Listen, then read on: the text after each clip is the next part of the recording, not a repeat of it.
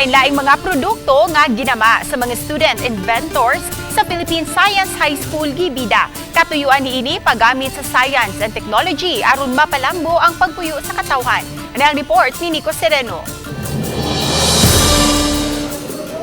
Kini ang aquaculture monitoring device nga hinimo sa mga estudyante sa Philippine Science High School Central Visayas. Sa tuyo nga pagtabang sa aquaculture industry sa mga nagbuhi ug nagnegosyo og isda. Ang device musukod sa temperatura, pH level ug dissolved oxygen level sa tubig.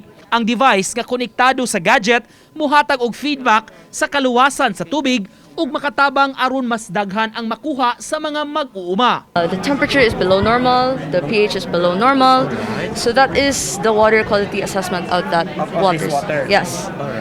So by this, the farmer can tell, oh, I should put treatment on the water. We would be really grateful if there is like a hint of commercialization with our device, since we really saw, as I've said in the presentation, when we tested this device, there was a major loss sa harvest because there were complications in the water quality. Laing gibidang imbensyon nga himo sa Pisay graduate ug college student nga si Von Matthew. Mihimo siya og sistema nga i-attach sa sunglasses alang sa mga visually impaired o dili makakita. Magsilbi kini nga assistive device, adunay camera ug sensor nga makagiya kanila sa paglakaw, makalikay sa mga aksidente. Inspiration dyan ako ani kay ang akong uncle nga buta.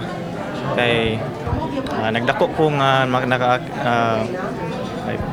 tanaw ko niya and how nga tabangan dyan siya sa iyang relatives gani, especially sa akong ikagaw nga si Pedro. Pipila lang kini sa mga imbensyon sa mga estudyante sa Philippine Science High School nga gipakita sa media presentation. Gipasidunggan ang mga nagpaluyo sa lain-lain nga imbensyon nga gipangkuhaan og patent alang niini. Matud sa nagduma sa eskwelahan, pamatuod lang kini sa paggamit ug pagpalambo sa science and technology sa adlaw-adlaw nga kinabuhi. Ating pong mga teachers ay nag-aaral ng techno-transfer at saka yung pag-market itong ating mga na-invento.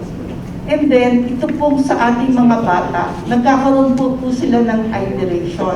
Bidapit sab ang tagduma sa mga grade 6 students nga gustong musud sa eskwelahan ang Philippine Science High School Central Visayas Campus anaa sa Talaytay, Argao. Sa umaabot nga school year, 90 ka mga scholars ang ilang dawaton isip incoming grade 7. In spite of all the challenges that we had during the pandemic, we had these attributes.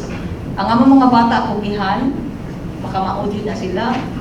Niya, kanagitang passion nila.